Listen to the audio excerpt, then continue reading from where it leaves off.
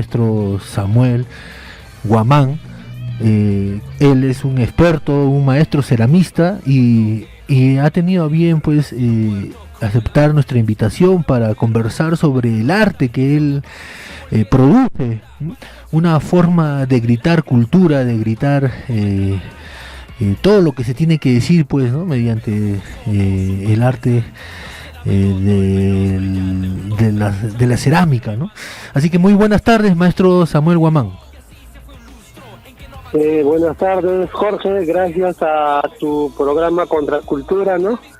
Aquí saliendo un poquito de los malestares del clima y bueno, muchos saludos a tu público y listo para la entrevista.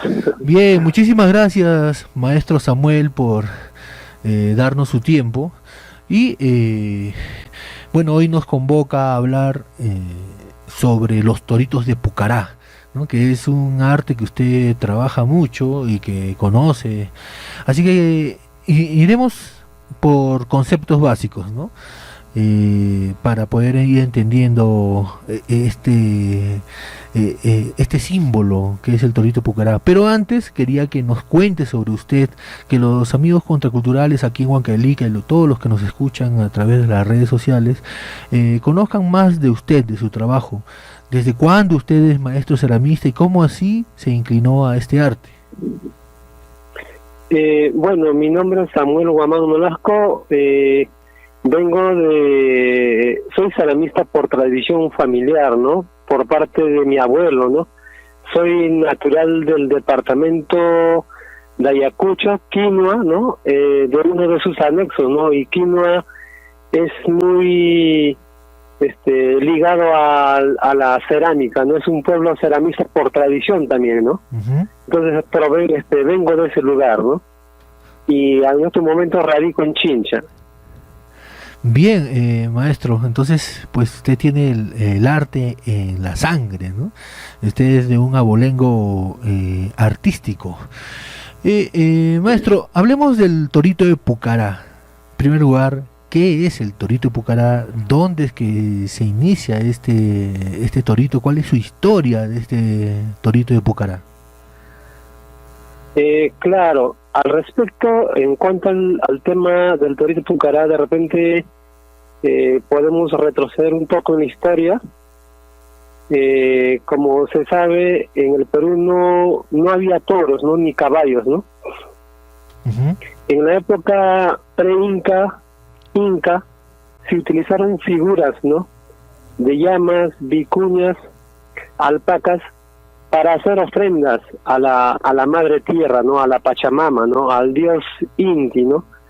Entonces se utilizaron figuras similares al del torito, ¿no? Que tenía un agujero en la parte de atrás, en las cuales se colocaba la chicha de jora y se hacía un pago a la tierra con ello, ¿no? Yeah. Pero cuando llega la conquista española, prácticamente o sea, ellos cortan esas costumbres ancestrales que se practicaban, ¿no? Entonces, dado a la creencia cristiana, ¿no? Pero en el mundo andino, ¿no? Del pueblo de Pupuja, ¿no? Entonces, uh-huh. Checa Pupuja, ¿no? Es originario de ese lugar, ¿no? Entonces, posiblemente que el artesano también plasma la forma, la costumbre, la vivencia, ¿no? Porque en muchos lugares en lo que es en la parte de la Sierra del Perú, uh-huh. Se acostumbra a adornar a los toritos, ¿no? Con fines de ritualidad también, ¿no? Entonces, esa es un poco la historia del torito de Pucará, ¿no? Uh-huh. Bien, Pucará es un pueblo que queda en Puno, pues, ¿no? Sí, en Puno. Un pueblo muy pintoresco, muy muy bonito. Tengo la suerte de conocer Pucará y pues tiene mucha historia también, aparte de los toritos de Pucará. Claro, sí, porque se dice, también ahí se cuenta, o sea, Originalmente el torito Pucará es de Checa Pupuja, ¿no? Ahí hay un centro alfarero, se hacían los toritos, y como se dice que Pucará era una zona donde que llegaba, parece, una zona donde se podría comercializar, entonces los artesanos llevaban a ese lugar, ¿no? Entonces, dado a ese lugar, ya se le puso el torito de Pucará, ¿no? Ah, ya. Pero entonces el torito de Pucará, como lo conocemos, proviene de un sitio que se llama Pupuja. Sí, Checa Pupuja. Ah, ya. Originalmente es de ese lugar, ¿no? ¿Hay toritos que se hacen conocer también como toritos de Pupuja? ¿Que se diferencian de Pucará? No, ya prácticamente ahorita ya se le denomina como toritos de Pucará, ¿no? O sea, se le conoce mayormente con ese nombre, ¿no? Bien, y el torito de Pucará, maestro Samuel, a veces cuando los vemos, hay unos que son del color así de la arcilla, ¿no? O sea, marrones, así. Y hay otros que son de muchos colores. ¿Por qué es esa diferencia? Normalmente el torito Pucará, anteriormente, cuando recién se comienza a trabajar, se trabajaba, o sea, con los colores naturales, ¿no?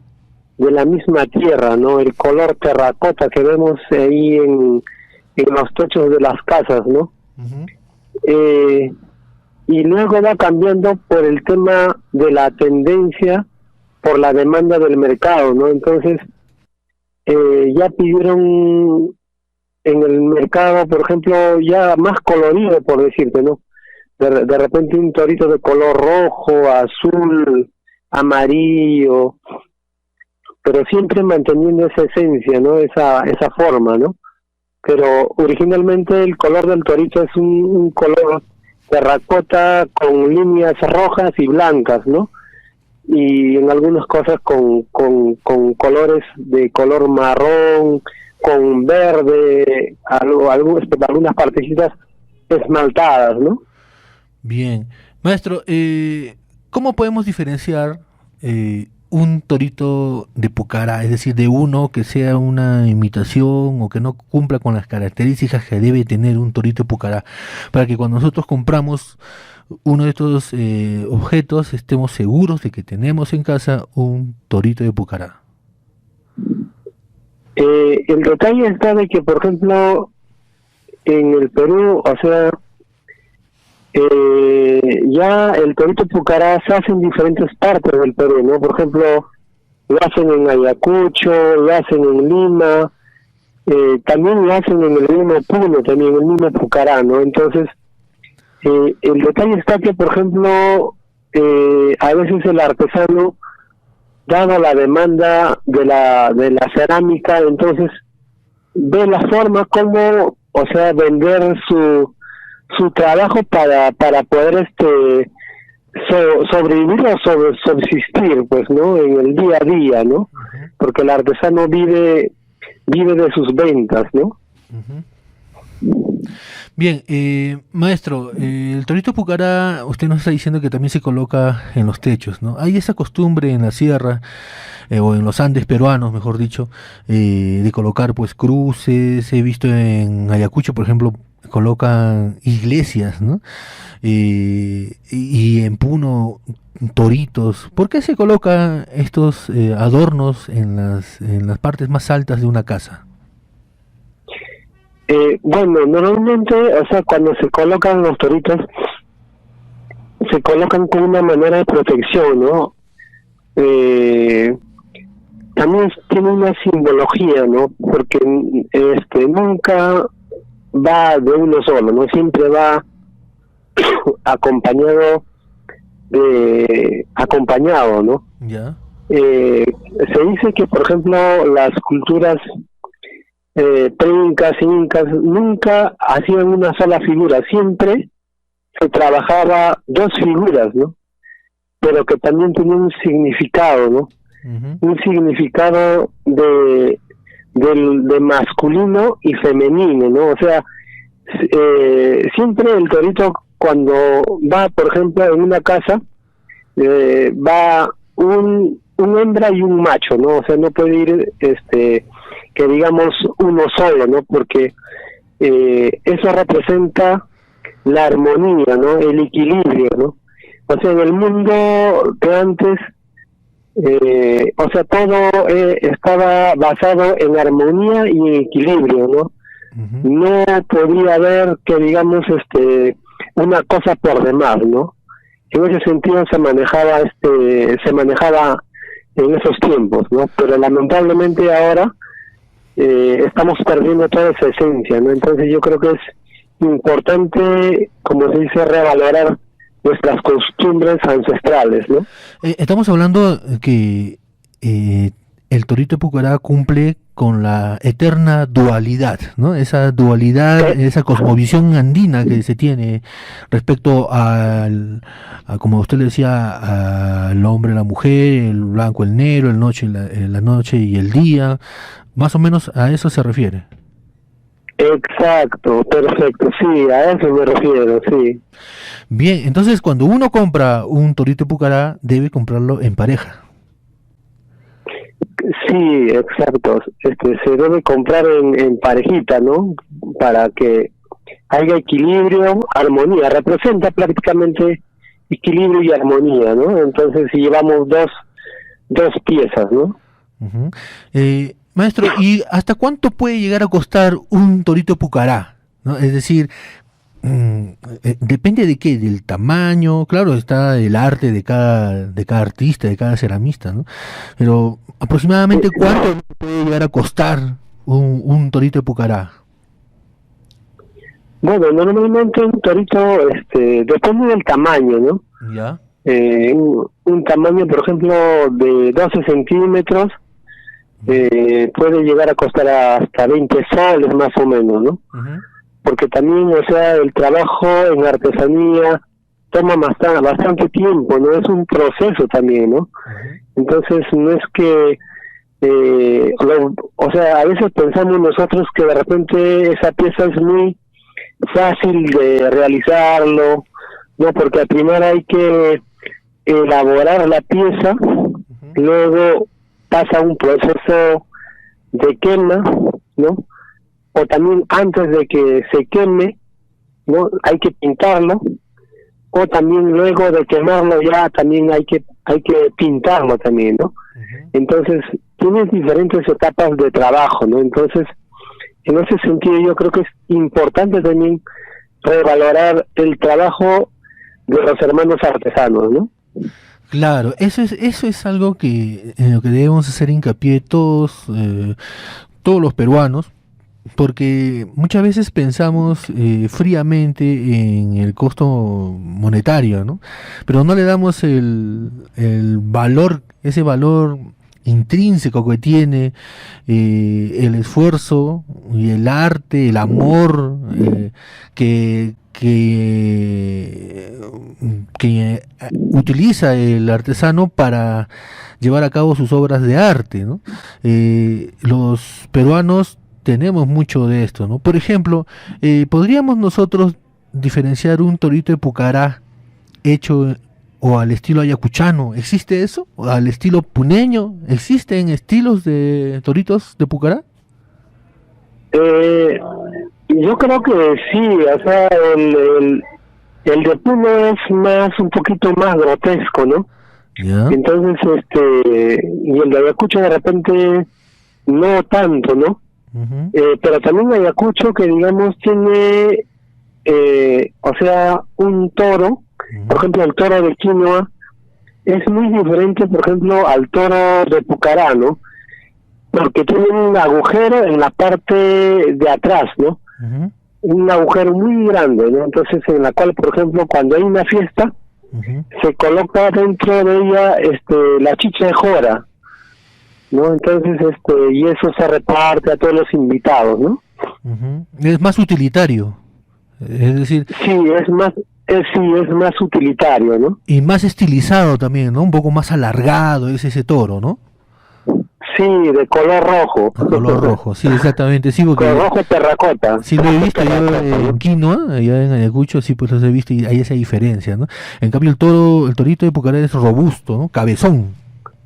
Ahí está, sí, pues sí. Bien, maestro, qué interesante esto, ¿no? Muchas veces, volviendo al tema ya en el aspecto espiritual, ritual, esotérico, como queríamos llamarlo, he visto pues en casas, ¿no? En algunas casas toritos que van en pareja y siempre las personas están contentas, ¿no? Las dueñas de esos toritos están contentos porque dicen que les trae buena suerte, que el torito les va a traer, por ejemplo, abundancia en la familia. Tienen mucha fe en esto. Bueno, hay algunas creencias, ¿no? Entonces, a veces uno se basa en eso y bueno, adquiere los trabajos en ese sentido, ¿no? Uh-huh. Y, o sea, pero también, o sea, si vemos en el otro aspecto, en el campo a veces el toro es muy necesario realmente, por ejemplo, en el arado, por ejemplo, ¿no? Uh-huh. A veces en la chacra no tienes ese animalito, es complicado para que tú puedas trabajar en el campo, ¿no? Entonces yo creo que en ese sentido también es muy importante, ¿no? Uh-huh. Los toros, ¿no? Uh-huh. Y a veces en diferentes partes del Perú, en Huancayo, Huancavelica, en Ayacucho, se celebra, por ejemplo, en julio, por ejemplo, ¿no? En Santiago, por ejemplo, en homenaje, o sea, la marcación de los toros, por ejemplo, ¿no? Uh-huh. La marcación de los animales, ¿no? Como un símbolo para que pueda, también como un símbolo de prosperidad, que digamos, ¿no? Uh-huh. Claro, claro, sí, eso es verdad, ¿no? Acá en Huancalica tenemos una fiesta, la fiesta de las cruces, donde también pues hay corridas de toros, la jalada de toros, ¿no? Una jalada espectacular aquí en Huancalica. Maestro, ¿cómo, por ejemplo, una persona que quisiera entrar en este mundo, ¿no? Del pintar, por ejemplo, un torito de Pucará, ¿no? ¿Cómo puede hacer? Yo tengo entendido que usted dicta cursos al respecto. Bueno, en el tema de los talleres, o sea, los talleres vivenciales, bueno, para mí es otra, ¿cómo se puede decir? ¿Cómo se podría decir? Ya otra forma de adaptarme, de enseñar a las personas interesadas, ¿no? Porque a veces las personas, por ejemplo en Lima, más que nada, por ejemplo, con el tema de la pandemia, han estado de repente aisladas y necesitaban algo, ¿no? Algo de arte para poder distraer, ¿no? Distraer en el momento que uno ha pasado, ¿no? Entonces, gracias a los toritos, muchas personas, ¿no? De repente tienen otro tipo de arte que ha sido la manera de pintar y ha sido una manera para poder distraer, ¿no? Distraer y salir de esa rutina que nos tenía, como se dice, acorralado, ¿no? Porque en verdad el pintar también es algo que también nos desestresa y una especie de terapia, también, ¿no? Sí, una terapia, o sea, y también descubrimos nuestras habilidades también, ¿no? Nuestras habilidades guardadas dentro de nosotros, ¿no? Y también una conexión entre nosotros mismos también, ¿no? Uh-huh. Bien, entonces, si alguien quisiera aprender a pintar, ¿se puede comunicar con usted? ¿Cómo podría hacer? Bueno, me pueden encontrar en el Facebook, uh-huh, como Samuel Guamán Nolasco. Me pueden encontrar en Instagram también con mi nombre, y cualquier trabajo, sea de toritos o cualquier otra cerámica o de repente un taller, yo encantado de brindar el taller, ¿no? Uh-huh. Bien, porque también uno puede aprovechar que ya estamos conociendo su arte y contactarnos con usted porque para mandarle a hacer de repente algún trabajo, porque también es un excelente, un muy bonito regalo, ¿no? Sí, bueno, yo creo que como peruanos debemos revalorar lo que tenemos nosotros, ¿no? Uh-huh. En el Perú tenemos una gran variedad de líneas artesanales, ¿no? De repente no solo los toritos, ¿no? Tenemos en tejidos, en retablos, en muchas otras líneas más, ¿no? Entonces yo creo que es importante revalorar, ¿no? Porque también hay que reconocer, o sea, de dónde venimos, ¿no? De dónde están nuestras raíces, ¿no? Entonces yo creo que, o sea, la artesanía también es parte de nuestra cultura, uh-huh. Es un hilo que nos ata hacia nuestros antepasados y creo que es importante mantener y revalorar y continuar con nuestra cultura, ¿no?